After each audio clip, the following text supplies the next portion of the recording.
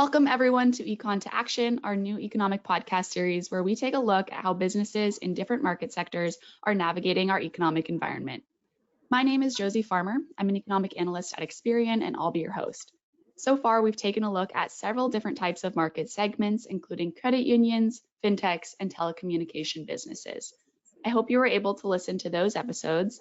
They each really offered their own unique perspectives on the industry, so I would encourage everyone to go back and give those a listen if you haven't already. But today we're broadening our scope a bit and looking at collection businesses at large. And there's no one else that I would rather have here to discuss this market than our guest, Shawn Rife, client executive for several fintechs and collection partners at Experian. Welcome, Shawn. Thanks for being here. Josee, absolute honor to be here. Thank you so much for having me on. So Shawn, tell us a little bit about your background and the types of business partners that you work with. Yeah, I've been so lucky. So I've had the honor of serving as director of risk scoring for the past 7 years prior to becoming client executive. So that gave me a lot of exposure to lenders, utilities, and in this case, collection agencies and debt buyers of all types. Most recently, though, my focus is centered around two key areas. Number one, helping debt buyers and third-party collectors maximize dollar recovery in the most efficient and altruistic way possible. And secondly, leveraging the power of alternative data to drive first and second chances for consumers who might not otherwise get them in the financial technology, fintech space, as well as non-prime lending industries. So it is again a pleasure. Awesome. Well, I'm very happy to have you on today. I had the pleasure of doing the fireside chat with you this past February. And so once we started this podcast, I knew we had to get you on here. So thank you again for taking the time. Absolutely. And to get started and to set the scene for this conversation, could you begin with explaining the importance of collections as a part of the business life cycle? Yeah, absolutely. Now, I know that everybody understands the customer life cycle that starts with prospecting, moves to account review, then originations, and then ultimately collections. But it's in that last area of collection where there's a lot of mystique and really a stigma, right? But I would say despite this, Josee, the reality is it's a natural and necessary aspect of the consumer credit life cycle.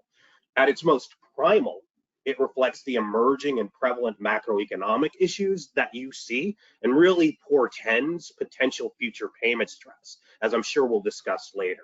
Now, because it's important to note that the super majority of consumers, absolutely 90% plus of them, had intended and had the financial means to pay their loans as agreed until something on the outside, i.e., those macroeconomic factors hit.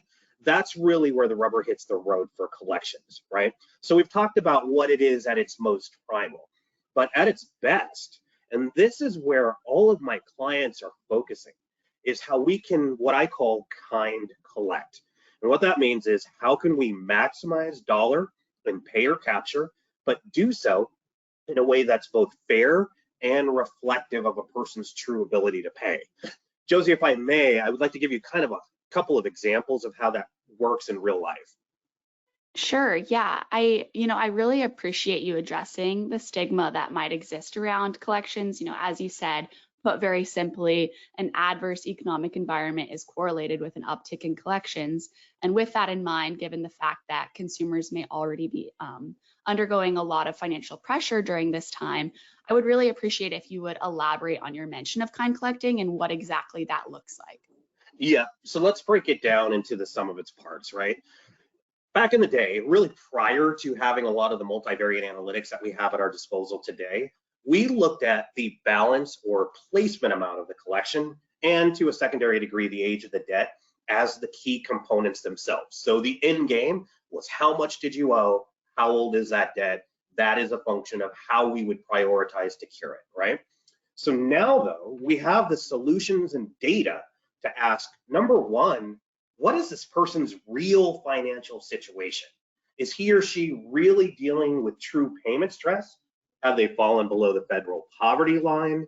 Are there even more nuanced questions like, are they employed in an industry disproportionately affected by COVID? We have the means to identify that across almost 5,000 industries. We can even determine the likelihood that a consumer will be unemployed because of those types of factors. But what I would say is ultimately collections has started to move this to this kind collect paradox we're talking about, where we identify the true ability to pay, both qualitatively and quantitatively, even trended ability to pay. So looking at the trajectory of a person's ability to pay within the context of the broader economy, which we'll talk about, which really I think has become the name of the game and which really separates those who are being more efficient and driving more ROI versus those who maybe are just leveraging the basic, all the here traditional information we've leveraged in the past, right? And so we were talking about stigma, you just mentioned that, right? To me, there shouldn't be a stigma around collections anymore because we, the Bureau here at Experian, and certainly our clients, are taking an active role in ensuring all consumers, even the most credit challenged and economically vulnerable, have the same access to outcomes as prime consumers. So that makes me proud about this emerging trend here with regards to kind collect. Yeah, me too. And that makes a lot of sense, Shawn. I think this is an important conversation. It can be really easy to avoid the human side of financial services, but at the end of the day, it can be said about economics as well. Economics is a study of consumer, really human behavior, and we're talking about things that could affect the everyday well-being of me, you, and everyone else. So it's really important to keep this all in mind. So our current economic environment is unique, as I've mentioned. On the one hand, we have a solid labor market. It's moderating, but it's still solid. We have strong consumer spending, which is contributing heavily to our solid growth estimates the past couple quarters. But then on the other hand, we have stubborn inflation, elevated interest rates, and projections for slowing growth in the coming quarters. And then on top of that, stemming from this environment, we have rising delinquencies, and now coming up, the resumption of student loans. So with all of this in mind, how would you say that this environment affects businesses in the collection space differently than other types of businesses? Yeah, Josee, I'm so glad you led with that because I am nowhere near the expert that you are in terms of what drives these macroeconomic trends, but I can tell you what we're seeing on the ground, right?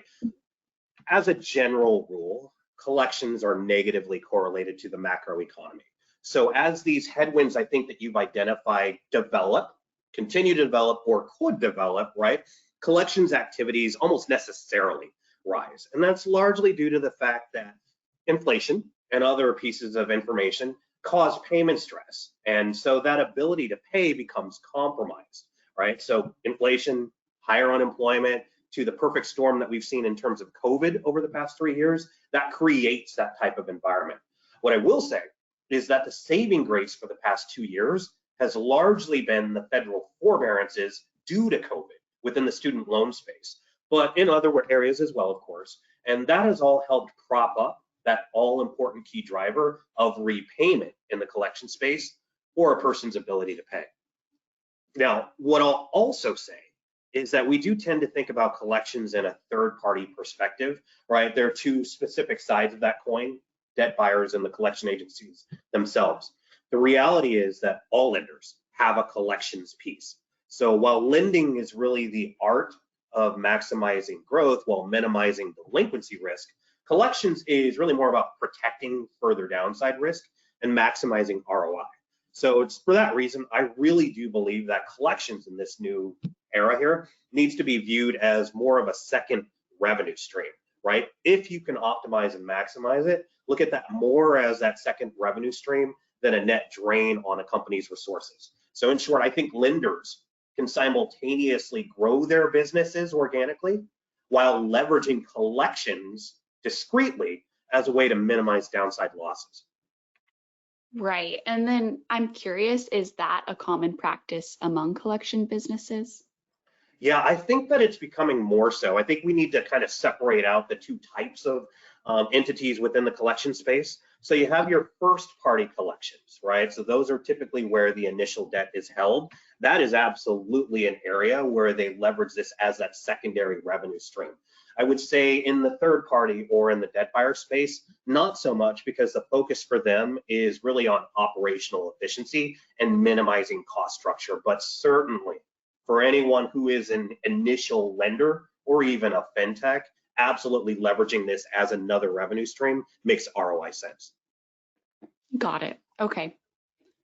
So, Shawn, my last question here is relatively broad, but beyond what you've already mentioned, what's the biggest trend at large in the collection space?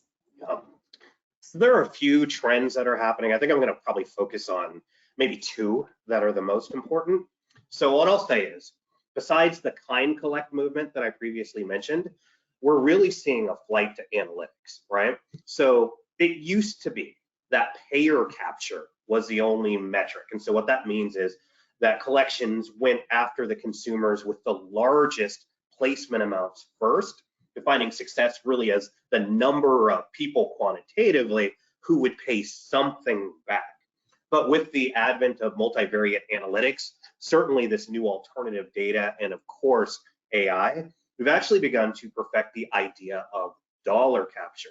That's the idea that you can leverage big data to maximize the total amount of dollars collected, irrespective of the number of outstanding accounts to drive the highest ROI, right? So leveraging kind collect in a way to maximize the number of dollars coming in while minimizing the amount of operational expenses coming out, right?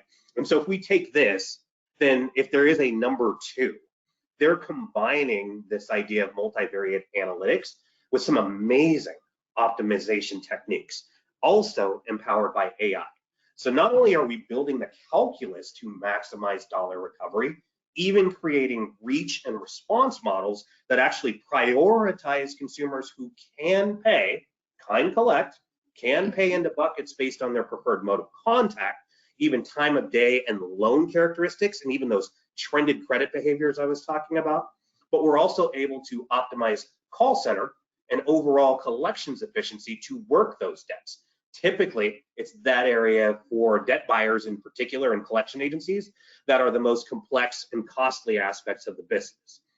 So AI and big data have allowed us to quite literally determine which agents should be working which accounts, which loan types are most profitable, and even determine what accounts should be receiving robust letters of judgment, which could benefit from a lien, and ultimately which accounts need to be packaged and resold on the broader market. Wow, that is incredibly impressive to hear how AI and ML are, obviously ever expanding. We hear about it in the news, it's all over the place, but also more specifically hear how it can be used to power analytics in new and different spaces within financial services, specifically here collections. So thank you for that explanation. Of course. So I think we're unfortunately coming up on time, but thank you so much for sharing your expertise today, Shawn. My pleasure. It's always great to be on with you. Thank you so much, Josee. Now it's time for our monthly economic news for the audience. At the FOMC's September meeting, the Fed officials released their updated summary of economic projections. The projections for yearly economic growth were revised up from the June projections for both 2023 and 2024. So we're now looking at 2.1% growth in 2023 instead of the previously projected 1.0% growth. Now, each growth projection made this year by the FOMC has been higher than the last, as strong consumer spending continues to drive economic growth despite tightening financial conditions. And then this has also been reflected in our internal forecasts, which have improved each quarter this year as well. So thank you again, everyone, for tuning in to Econ to Action, and please check back in next month for our next episode, where we'll explore yet another market. Thanks again. Bye.